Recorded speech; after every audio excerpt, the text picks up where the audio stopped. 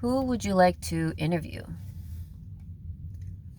I am always looking to meet people who are innovators, uh, critical thinkers, creatives, people who are really uh, thinking outside of the box and pushing the envelope.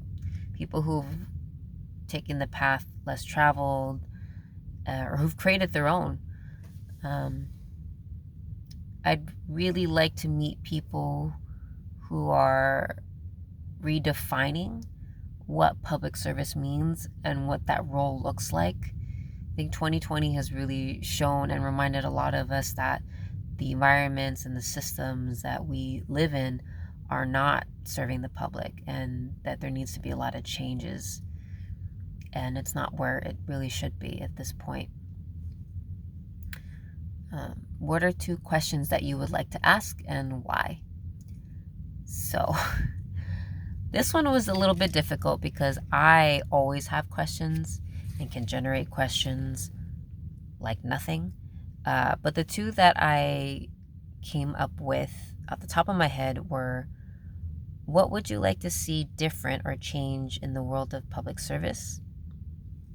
And what would you like to share and pass on to the newer or younger people in the public service field?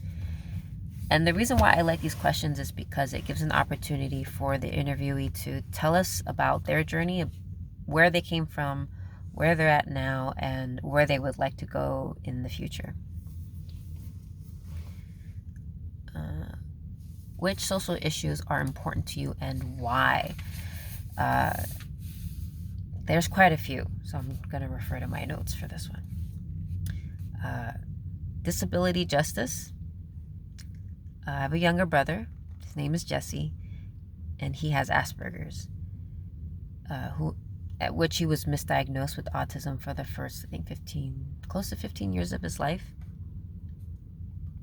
Definitely an underrepresented, underserved community.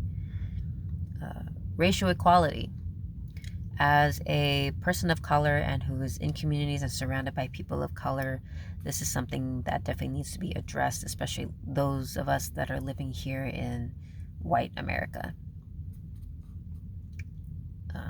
LGBTQIA plus rights.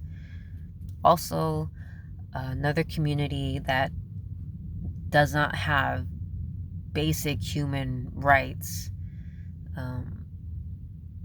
I'm non-binary, so this, which is a large part of my story and who I am. Arts advocacy. I would not be who I am and where I'm at now if it wasn't for the arts. And it really is a shame that something that is so innately in us and so natural is not accessible for a lot of people, whether they just don't have access or they can't afford it, or it's simply kept from them. And arts is often one of the first areas to be cut. It's not supported in a lot of ways, which is very bizarre because it's all around us, right? Mental health illness or health and wellness in general.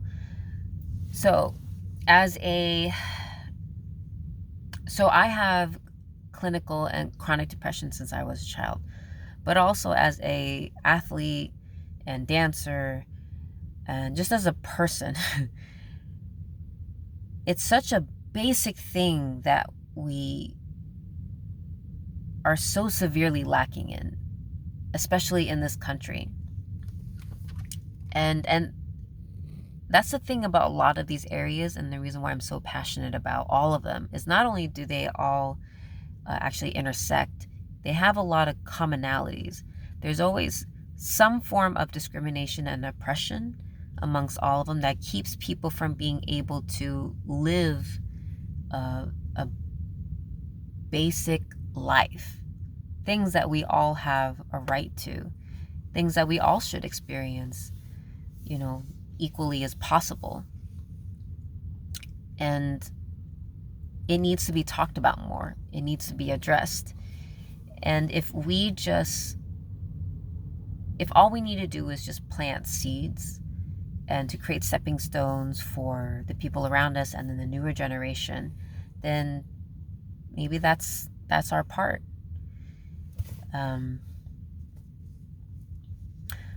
So I believe that's my time. I just want to thank you so much for this opportunity and for your time as well. I did have some technical difficulties, so please feel free to reach out with any questions or concerns. I hope to hear from you soon, and thank you so much.